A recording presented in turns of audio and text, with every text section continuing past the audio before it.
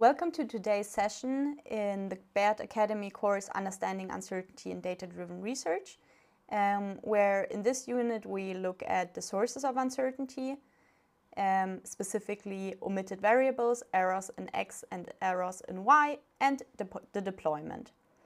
As a small reminder, we already discussed aleatoric uncertainty, which is said to be the inherent randomness in outcomes. It comes from the data and it's irreducible in principle. And epistemic uncertainty, which is a lack of knowledge or comes from the lack of knowledge and is reducible in principle. In the machine learning pipeline or in general, you can have various sources of uncertainty. Today we're going to look at missing features, so omitted variables, also called errors in X in the data, errors in Y in the labels, and the deployment. Let's start with omitted variables. Omitted variables or missing features, depending on from what kind of school of thought you're coming from, omitted variables is often the way how to describe it in the statistical language. Missing features is more the machine learning kind of language, but again, we're talking about the same thing, just to make you aware that the same things can have different names. Omitted variables influence the uncertainty in your machine learning depending on how much information the omitted variable bears about your label Y. The larger the bias, the larger the uncertainty. So the more information it bears, the larger you have the bias and the more uncertainty you have, which kind of makes sense because if you just have a feature that has really no impact at all, whether you include it or not, might not make a difference. So with additional features, we could predict Y with less uncertainty. So the problem is that oftentimes aleatoric and epistemic uncertainty, the terms are just used without really specifying what can be changed. So for example, if we can predict Y with less uncertainty, this is reducible. But if we don't have the option to collect the data, the additional features, it's considered to be aleatoric uncertainty because it's irreducible and comes from the data. It might seem, if we look at this example, oh, I'm sorry, I wanted to turn on the laser pointer. If we look at this example, we have just some one-dimensional data points. And we can see we have the orange crosses and the blue circles here overlapping in this area. It seems like this is just the inherent randomness. It seems like this is aleatoric uncertainty. We don't know any better. We cannot predict it any better. But if we actually can collect more features, for example, here another dimension, whatever it might be in our example, we can see that maybe those points are in this dimension very well separable. So as you can already see with this simple example, what is considered to be aleatoric and what is considered to be epistemic depends on what actions we can take. Can we, for example, record additional features? Next, we're going to look at errors in X. This can, for example, come from imperfect measurements. For example, if we have low resolution images, if we use some kind of proxy variables, or if we have some kind of subjectivity in the data collection. So imagine we have those two images here. We both see just some orange fluffy animals. We don't really know what it is.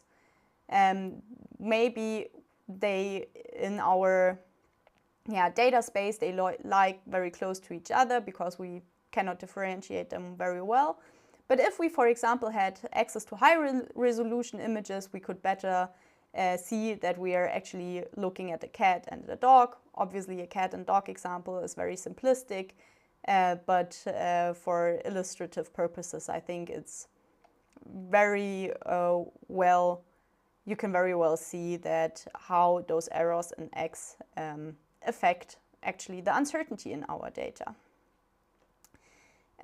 Maybe one interesting connection if you think about it in a mathematical way, if the error that you record in the one variable is so high that it's actually useless, so you just have so much random noise on this variable that you cannot actually observe the true value, we go basically back to the case of omitted variables, because if it's basically a wasted feature, if it has no information, it's just the same as if it would be omitted. Okay, then next let's look at errors in Y. So Y are our labels. We can have noisy labels through annotation, measurement, processing. I mean, we had a whole unit on it. And what we can see is that even unsystematic errors lead to a bias in the model. So even if we just have like some mistyping or misclicking in some kind of annotation process, this can lead to a bias that basically increases our model uncertainty and thus our epistemic uncertainty. However, if we always have the same level of error, the same level of misclicking, this cannot be reduced with increased sample size, because the errors will just propagate and we will just have the same amount of errors always. And as you can see, maybe with our fruit example, if we had the correct labels, we could perfectly separate the two classes. We would have no uncertainty about them. But if we have some wrong labels, there might be a lot of uncertainty about the points here, even though it would be perfectly reducible. So if you go back and remind yourself that it was said that epistemic uncertainty can be reduced with increased sample size, we can find examples where this is not the case. So the big question is, what is reducible? The definition of reducibility depends heavily on which actions are available to us. Can we add features? Can we reduce feature noise? Can we reduce label noise? Reducing all those sources of uncertainty could actually lead to reduced aleatoric uncertainty, because before it just looks like data noise. It looks like aleatoric uncertainty. However, if the actions are available to us, we can reduce those kinds of uncertainty, and then it turns into epistemic uncertainty. So as you might see, it's very complicated to think about those concepts. Still, I think it's important to see that they are commonly used in machine learning. Many methods that we will later look on actually use this kind of definitions, and they measure aleatoric and epistemic uncertainty. And with this unit, I wanted to show to you that it really heavily depends how you define aleatoric and epistemic and what actions you can take. Also, one important thing is that data are always designed, deliberately or unintentionally, although the eventual data analyst, you, might be uninvolved or even unaware of the decisions going into the data generating process. So again, I really want to make sure that you think about those data design choices. Figure out where did the data come from, what were the decisions going on, what happened from the process of someone thinking about how to collect the data until you actually finally having the access to the data source. The last part that we want to talk about today is deployment. So the typical machine learning pipeline looks like that.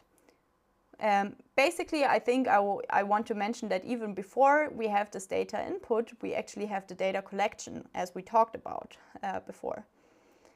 You have the data, you might need to do some data cleaning, pre-processing. Only then you can train your model, do all kind of analyses, check the calibration and so on, all the things we discussed already.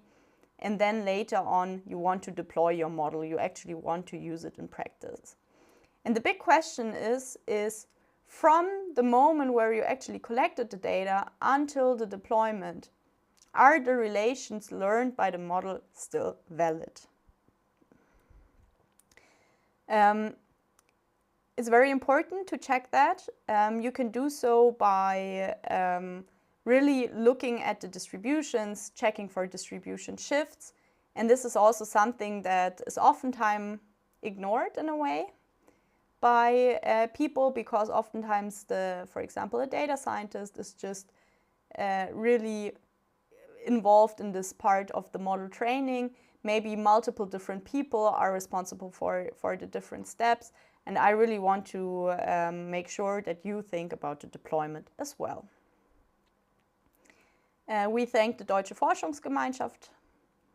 Copyright and goodbye.